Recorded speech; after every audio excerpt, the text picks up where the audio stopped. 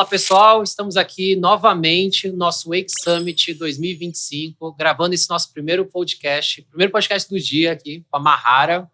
Hoje nós vamos falar sobre tendências. Tendências é aquele negócio que a gente vê todos os anos, é super importante. E mais importante para mim, cada vez mais, tem sido falar sobre qual é a perspectiva do consumidor, mais sobre como ele se comporta, como ele olha para negócio, para depois a gente olhar para a tecnologia. Só que nós estamos também vivendo aqui um momento de hype super forte, que eu já acho que está passando um pouco desse hype, que é a tecnologia, a inteligência artificial, e ela está se embedando, se integrando cada vez mais com as tendências do que tem acontecido nesse comportamento, até para viabilizar a hiperpersonalização. Então nós temos um relatório super bacana aqui para discutir hoje com a Mahara, que é Head de Receitas na Octadesk. A Octadesk que é do grupo LWSA, uma empresa irmã. Exatamente. Né? Então, Mahara, eu queria te agradecer mais uma vez por estar aqui com a gente. Muito obrigado. Obrigada a vocês pelo convite. Super feliz de estar aqui. O evento tá incrível. Muito bonito. Muito legal, muito bom. Bom, e vai ser um evento incrível para todo mundo. Vai ficar gravado nas redes. A gente vai colocar alguns links aqui de downloads também, porque é um relatório que vale muito a pena. Então, assim, acompanhe a gente aí nas redes. Olha esses cortes que a gente vai fazer aqui. Vai ser muita coisa legal. Boa, vamos lá. Mahara, primeiro, eu queria começar sabendo de você. Quanto tempo você está na Octa? Poxa, eu entrei na Octa foi em 2019. Então, vou completar, acho que uns 7 anos de Octa. Que legal. Passa rápido. Passa muito rápido. A gente tá muito próximo. Eu cheguei lá em 2018. Então sério? Então. Bem legal. E como é que tem sido essa jornada assim de transformação? Começando por esse ponto. A Octa, certamente, ela era uma coisa e tá virando outra coisa cada vez mais, né? Como é que é essa... Só para eu ter um panorama, pra gente ter um ponto de partida. Boa. Bom, a Octa ela nasceu como helpdesk lá no início de 2015. Então, muito olhando para como prestar atendimento dos nossos clientes, e desde o início, assim, a gente sempre cresceu muito rápido. E quando a gente encontrou a oportunidade ali de participar do grupo da LWSA, foi uma oportunidade justamente de continuar com esse crescimento super acelerado numa das maiores empresas de tecnologia da América Latina. Então, casou muito a estratégia da LW para potencializar a nossa estratégia. Então, hoje é a plataforma de atendimento mais completa com IA que a gente tem aqui no Brasil, então a gente fica muito feliz com que a gente tem crescido em relação ao volume de clientes e continua crescendo. Então, foi muito potencializador passar por todos esses pontos, assim. Aí, quando a gente entra no ecossistema que tem toda essa gama de empresas com o mesmo objetivo, fica muito mais fácil oferecer algo muito mais completo para o cliente final. Então, isso casa muito com as premissas de como a gente quer resolver o problema das empresas. Então, muito legal. Acho que o que você trouxe aqui do ponto de vista de um ecossistema, a gente não se resolve sozinho do ponto de vista de tecnologia.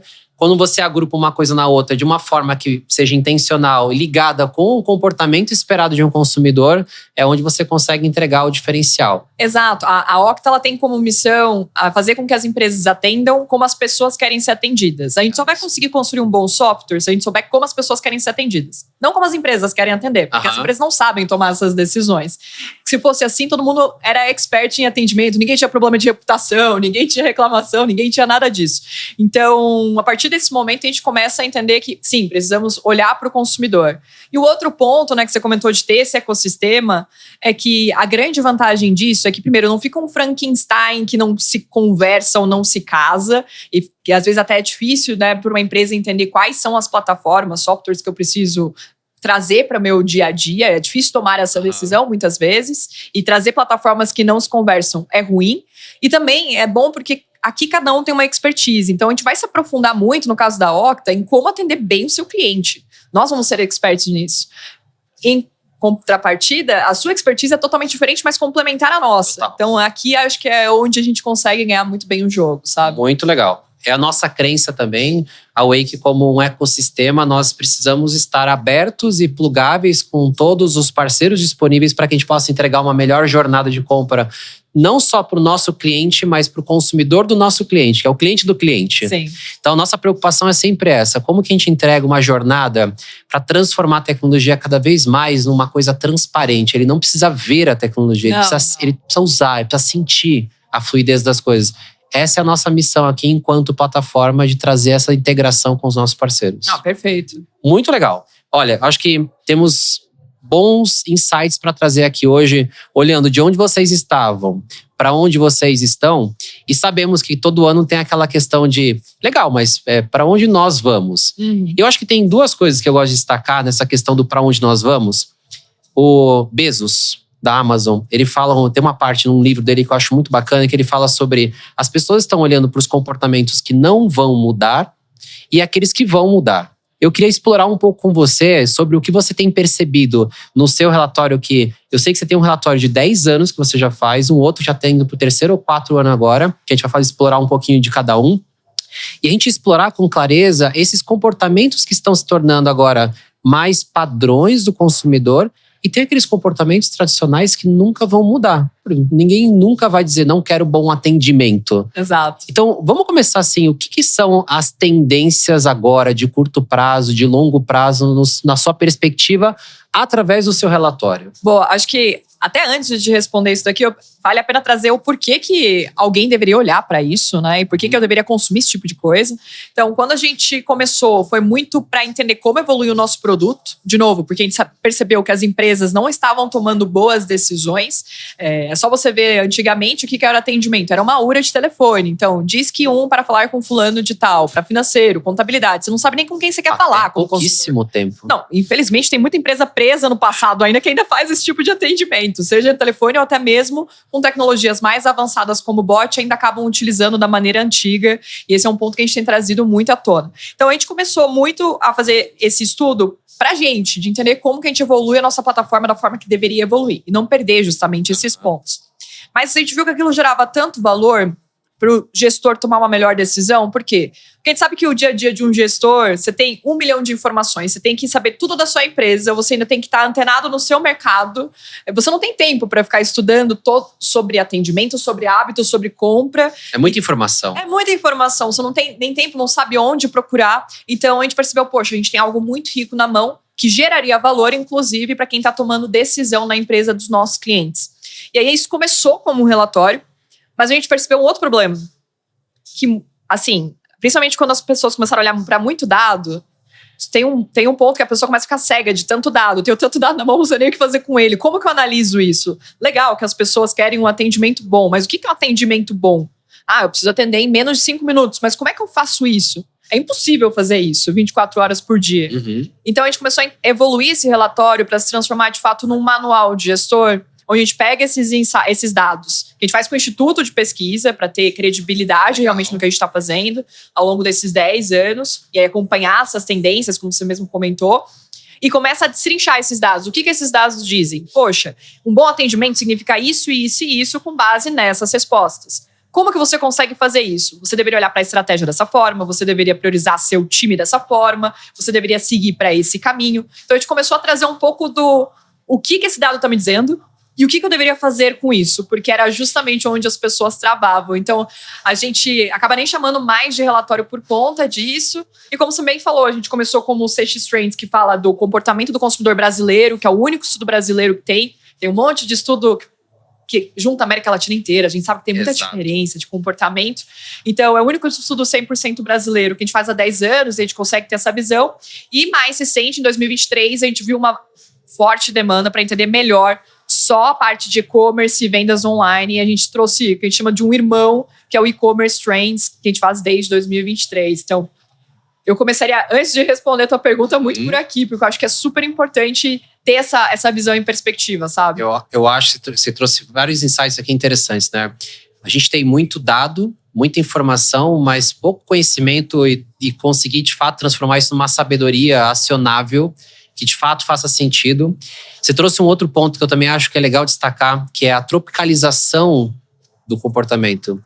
É muito diferente você olhar América Latina, América do Sul para o Brasil. E ainda dentro do Brasil, o Brasil tem os Brasis, né? São muito diferentes comportamentos regionais. E o que é legal é tentar entender essa profundidade de até onde vocês conseguiram chegar com esse relatório e trazer alguns insights que até indo na linha do acionável, começando por uma questão o que você descobriu que é super interessante, que é algo que alguém possa fazer agora, muito prático e que faz diferença para esse consumidor que está buscando, está criando um comportamento cada vez mais diferente, novo, e as empresas têm uma oportunidade para conseguir mudar e de forma prática. Que site que seria esse? Se eu fosse resumir todo esse conhecimento que a gente aglutinou e construiu, né, em cima ao longo desse período, que eu traria muito a dinâmica, né, que você abriu falando, poxa, tem um monte de coisa de tecnologia, um hype, parece que inteligência artificial virou a palavra de marketing de todo mundo. E que nem você falou, o cliente ele não tá nem aí se tá usando inteligência artificial ou não. Ele só quer que funcione. Ele quer experiência. Exatamente, ele quer o que ele queria, chegue o mais rápido possível. É isso. Então, o que eu colocaria muito, que a gente percebeu, inclusive, já respondendo tanto a essa pergunta quanto a anterior, é que conforme a tecnologia vai evoluindo, o próprio consumidor começa a perceber que ele poderia receber outras coisas mais fáceis. Então, por exemplo, a partir do momento que veio uma pandemia, que os negócios foram obrigados a se transformar, a se digitalizar, o consumidor percebeu, olha só que legal, agora eu posso fazer compra a hora que eu quiser. Olha só que legal, eu posso fazer compra enquanto eu tô assistindo TV, enquanto eu tô na pandemia, não na fila do mercado, mas depois na fila do mercado. Ou tive uma insônia à noite, lembrei que eu tinha que comprar essa ração pro meu cachorro. E o consumidor percebeu que existia essa comodidade. E a partir do momento que ele percebeu que isso era possível, isso virou, opa, eu gostei disso daqui, agora eu quero isso para sempre. Então, naturalmente, a tecnologia e as mudanças do mundo vão moldando o comportamento do consumidor, que molda daí naturalmente o que as empresas precisam fazer para conquistar esse consumidor. Então, o que a gente tem hoje? A gente tem um consumidor super ansioso, que quer que você esteja disponível a qualquer momento do dia, e geralmente ele quer conversar com você primeiro por mensagem. Aqui também já é uma coisa bem diferente quando a gente olha para outros países da América Latina, por exemplo, começam a utilizar o WhatsApp, por exemplo, mas não tanto quanto o brasileiro, que é um dos principais mercados do WhatsApp, por exemplo. Então aqui a gente tem uma primeira dinâmica. Aí você tem um mercado que cada dia tem mais competidores por conta da tecnologia. É muito fácil você ganhar um novo 5, 6 competidores só no dia de hoje. Isso só vai aumentar seu custo de aquisição, você vai ficar brigando pela atenção da mesma pessoa. E tem todo o momento econômico que a gente está passando. Então, o que está exigindo, no final das contas, dos negócios? Que esse negócio consiga se adaptar para estar sempre disponível para o consumidor 24 horas por dia, 7 dias na semana, que ele consiga entregar o mais rápido possível essa experiência da forma com que o consumidor quer e ainda conseguir equilibrar toda a parte de custos para criar um diferencial competitivo, porque é a experiência que vai fazer com que eu não vire uma commodity. Então, esses são os principais pontos quando você começa a analisar todo esse comportamento, o que está mudando, que é exigido das empresas. Eu preciso estar disponível a qualquer momento, eu preciso equilibrar muito bem custos e aí atendimento vira um diferencial competitivo, porque eu não vou ficar brigando só por preço, minha experiência vai fazer com que eu consiga vender muito mais, me sair da frente da concorrência, e aí naturalmente eu consigo performar melhor, porque eu vou trazer realmente a agilidade que o consumidor está pedindo. Você trouxe alguns insights assim do autoatendimento, e você comentou um negócio que eu fiquei curioso. As pessoas na pandemia mudaram bem os seus comportamentos, e o autoatendimento ele ganhou muita robustez até por conta da própria AI generativa na comunicação, até muito oriundo, nascendo com força no ChatGPT. As pessoas compram de madrugada? Como é que é esse negócio? Não, esse foi o que mais chamou atenção realmente ano contra ano. Porque principalmente quando você estuda 10 anos, geralmente ano contra ano você vê assim uma mudança de 3 pontos percentuais, 5 pontos percentuais de dinamismo. Mas a gente vê uma aceleração, mas quando a gente olha 2024 versus 2025, que a gente rodou faz pouquíssimo tempo essa pesquisa, cresceu em 17 pontos percentuais. Ou seja, mais da metade das pessoas compram de noite ou de madrugada. Muita gente. É bizarro isso. É muito bizarro. E tem alguma separação? Faixa etária? Algum segmento de produto? Até como que a gente faz, né? Então, com o Instituto de Pesquisa, a gente passa de norte a sul, leste a oeste do Brasil, todas as faixas etárias, todas as rendas e gêneros, para conseguir entender realmente se qualquer recorte de número tem alguma discrepância. Então, se tiver algum ponto onde, por exemplo, uma faixa etária tem um comportamento muito diferente de outra faixa etária, a gente traz no estudo. Mas isso não. Significa que literalmente todo mundo, independente da faixa etária, da localização, tem esse mesmo hábito de compra. Se tem alguma variação entre faixa etária, renda ou localização, é coisa de 1 a 3 pontos percentuais que acaba entrando na margem de erro. Ou seja, o brasileiro mesmo gosta de comprar de noite ou de madrugada. E o que ele gosta de comprar de madrugada? Tem alguma coisa específica nessa tendência? Não, tem tudo. A gente estava comentando, né? Até tem um gráfico muito legal no estudo que a gente pergunta para as pessoas, né? Quais são as categorias que você mais compraria online e o que você não compraria online? E nas que mais compram online, apareceu ali principalmente roupas em primeiro, apareceu aqui que a gente até falou de calçados, artigos de higiene, mas tem, assim, muita coisa que as pessoas compram online. Mas o que mais chama atenção quando você pergunta o que você não compraria online, tem algumas categorias, mas a terceira categoria que mais se destacou aqui é nenhum. Ou seja, não tem nada que eu não compraria online para boa parte dos consumidores brasileiros. Elas estão 100% abertas. A comodidade, ela ganha muito o jogo. E você comentou da inteligência artificial. Se eu fosse colocar a pandemia e que forçou muita gente a se digitalizar muito mais rápido, porque a digitalização a gente fala há muito tempo, né? Sim. A pandemia ela foi um acelerador nesse quesito. Isso trouxe para o consumidor comodidade. E aí ele gostou, é confortável, quero isso para sempre. Quando a gente vê a entrada da inteligência artificial, ele percebeu uma coisa que eu já gostava de conversar por mensagem, e eu tenho aqui um negócio que eu não sei como é que funciona, que ele me entende, que ele é 100% personalizado para mim. Com a entrada da inteligência artificial, ele percebeu que eu posso ter algo único exclusivamente para mim. Então, a hiperpersonalização ela começa a ficar muito forte com a entrada da inteligência artificial. Então, é como se cada um desses momentos, sejam de mudança de mercado ou mudança de tecnologia, começaram a moldar isso para o consumidor. Então, a pandemia muito com essa parte de comodidade, agora a inteligência artificial muito com essa parte de hiperpersonalização. Eu quero que você saiba que você está falando com a Mahara, que gosta de surfar, então eu vou trazer algo que faz sentido para ela. Faz todo sentido. Inclusive na linguagem que você se comunica, né? Perfeito. Então você pode cada vez mais ter atributos que levem você a ter mais clareza de quem é aquela pessoa. Não é mais o consumidor, né? É uma pessoa que está em busca de algo, mas ela tem uma essência mais profunda ali sobre as coisas que você pode saber e usar IA para isso. E acho que esse exemplo ele até explica melhor do que o meu, porque o exemplo que eu trouxe é a Mahara que gosta de surfar. Isso daí você conseguia fazer antigamente sem inteligência artificial com uma segmentação mais inteligente, analisando um pouco mais de dado. Mas agora você, de fato, tem que saber falar a língua com o tom de voz que a Mahara quer falar. Exato. No caso da Mahara tem que ser direto, rápido e curto, porque eu não vou ter tempo para ficar lendo tudo que você está me trazendo. Então, é exatamente isso. Isso é hiperpersonalização. É conseguir colocar todos os pontos como se eu realmente conhecesse a Mahara. Bem legal. De verdade. Bem legal.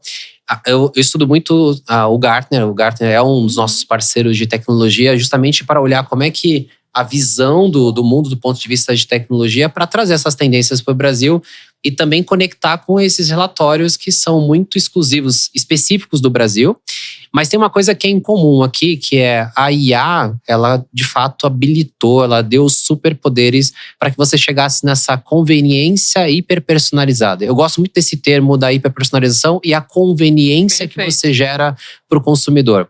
A marca que entendeu esse jogo, que está entendendo esse jogo, ela se destaca em meio a esse mar vermelho de opções. Com certeza. E se destacar é super importante, porque, de novo, mar vermelho, mais competitividade, maior custo de aquisição, vou aumentar meu custo, mas não posso aumentar meu preço, aí você entra numa saia justa pensando em empresa, né? Onde você não pode ter um custo alto de aquisição, uma margem baixa, com pouca competitividade. Então é justamente o que muda muito o jogo. E eu gostei muito do que você colocou ali de conveniência. Como é que você colocou? Conveniência hiperpersonalizada. Conveniência hiperpersonalizada, porque acaba juntando já todos esses conceitos em duas palavras. Acho que fica bem, assim, o sumo do que a gente tá falando. Isso aqui é legal, né? Assim, o que você trouxe também que eu gostei bastante é a pandemia acelerou um negócio que a gente já estava falando antes, que era a transformação digital. Algumas empresas, a gente está falando sobre regras e exceções, algumas empresas já estavam fazendo isso como early adopter há muito tempo. Total. Outras que foram forçadas a fazer, algumas que não conseguiram e acabou o processo para aquela empresa, outras que nasceram no meio do caminho e estão conseguindo se destacar e até agora indo cada vez mais para as empresas que são de poucas pessoas e estão conseguindo construir coisas super interessantes, altamente escaláveis, empresas que estão trazendo mais rentabilidade para o negócio com novas formas de pensar. Normalmente no mundo de tecnologia a gente vê muito isso. O varejo por si, ele já tem um desafio natural, custo de aquisição, eficiência operacional, Google mudando a forma de busca, tem muitas mudanças acontecendo no meio do caminho. E se você não preservar aquele cliente que já entrou no teu ambiente e você conquistar ele de uma forma que ele se fidelize, você tá jogando Com dinheiro certeza. fora. O custo de aquisição é alto, e aí eu vou lá, e o custo de recompra é baixo, quando a gente Exato. compara um com o outro, né? Não faz sentido. E tem um ponto que é importante, que sim, as empresas elas já estavam se transformando digitalmente. O que seria super importante todo mundo aqui entender é que, beleza, eu não vou ter o mesmo tempo que eu tive para a transformação digital. Porque assim, a pandemia ela obrigou as empresas a fazerem isso ou fecharem as portas. De maneira geral, foi isso que aconteceu. Ou mudar o meu modelo de negócio, ou eu não ia ter caixa para sobreviver 2 anos. E muitas empresas não iam ter caixa mesmo para sobreviver 2 anos e ainda depois voltar. Então aqui foi um dilema bem complexo que a gente passou. Só que a gente não pode pensar que a transformação digital, ela foi acelerada por conta de um fator externo, mas que ela estava vindo em doses homeopáticas, assim, né? As pessoas sabiam que aquilo era tendência, que deveria fazer, mas não priorizava isso de fato. A gente tem olhado muito com essa mudança, diferentemente da transformação digital, a inteligência artificial ela vem com uma outra velocidade e outra exigência para as empresas. Então, a gente tem olhado muito como revolução industrial, mudou totalmente a forma com que a gente trabalhava, com que o mercado funciona. Depois veio o www, ou seja, né, quando a internet ela vem, ela muda muito o modelo de negócio. E agora, o mesmo nível de impacto é dado e é discutido por especialistas do mercado para a inteligência artificial. Então, se a pessoa ela pode até tentar se acomodar de, não, para até me transformar digitalmente eu tive tempo, então agora com a inteligência artificial não vou precisar, tenho, 5, 10 anos. Você não tem 5, 10 anos para fazer isso. Porque, de novo, quem fizer, quanto antes você fizer, você sai à frente da sua concorrência. E isso está cada vez mais forte. Está tão rápido, tão acelerado que se você não for precursor de fato de alguma coisa como essa, você perde o bonde, né? Você não consegue depois entrar com facilidade. Não. E tem um ponto que eu já diria assim, dando um passo além nessa questão das pesquisas, a IA ela vai entrar de fato com força para você criar a escala e a hiperpersonalização, mas a gente não pode esquecer também que existe um fator humano. Eu brinco que existem as 2 IAs. Já ouviu essa? Não. Tem a IA da inteligência artificial e tem a IA da inteligência artesanal. A gente precisa separar essas 2 coisas, porque o humano ele ganhou um destaque importante agora. Ele muda o papel do humano. Muda o papel dele. Muda. Ele precisa se destacar em meio a isso. Então não é fazer o que ele fazia antes, ele tem que fazer melhor do que uma IA consegue fazer. O humano vai ter que se especializar muito mais. Esse é o ponto. E tem um ponto, né? A gente falou da inteligência artificial acelerar alguns pontos, de me destacar da concorrência, mas tem uma outra coisa que ela faz, ela reduz custo, então ela aumenta a sua margem também. Então, o que a gente tem trazido muito são times mistos. Eu preciso entender como que eu tenho um time de inteligência artificial e como que eu tenho um time de realmente humano, trabalhando em conjunto. O que a gente está vendo de mudanças, né, em empresas que já estão trabalhando nesse formato, né, que a gente acompanha e constrói em conjunto. A gente tem uma redução de custos e uma necessidade muito menor de contratação a partir do momento que eu começo a usar a inteligência artificial autônoma, então os agentes de atendimento.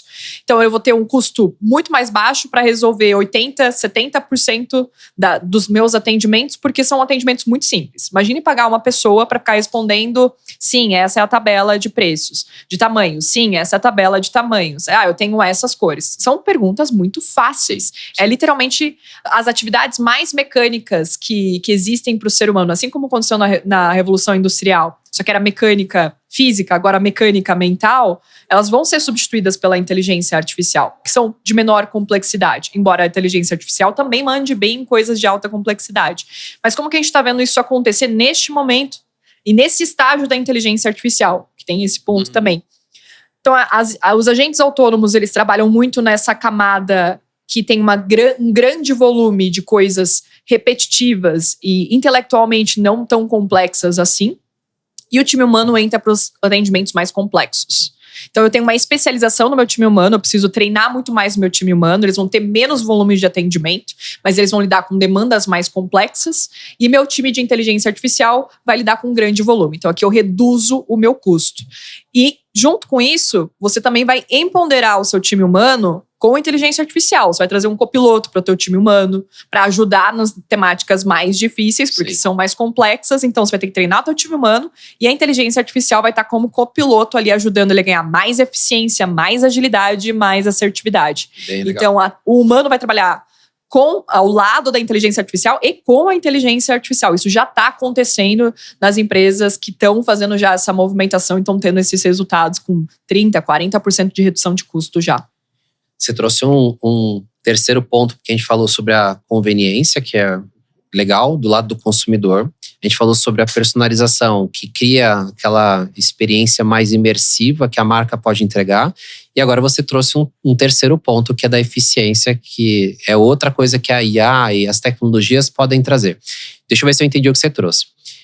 Hoje, quando você pensa numa plataforma de conversacional, que é onde você se encontra hoje, você consegue empoderar uma empresa para que ele consiga escolher os caminhos no momento em que uma IA vai atuar, no momento em que um humano vai atuar e até mesmo em algumas circunstâncias, no meio de uma conversa ali, opa, peraí, isso aqui passou meu limite, passa para uma pessoa. Exato. Então eu tenho, por exemplo, você dá nome mesmo, por isso que são times mistos. Eu tenho o meu agente, eu posso trazer um nome.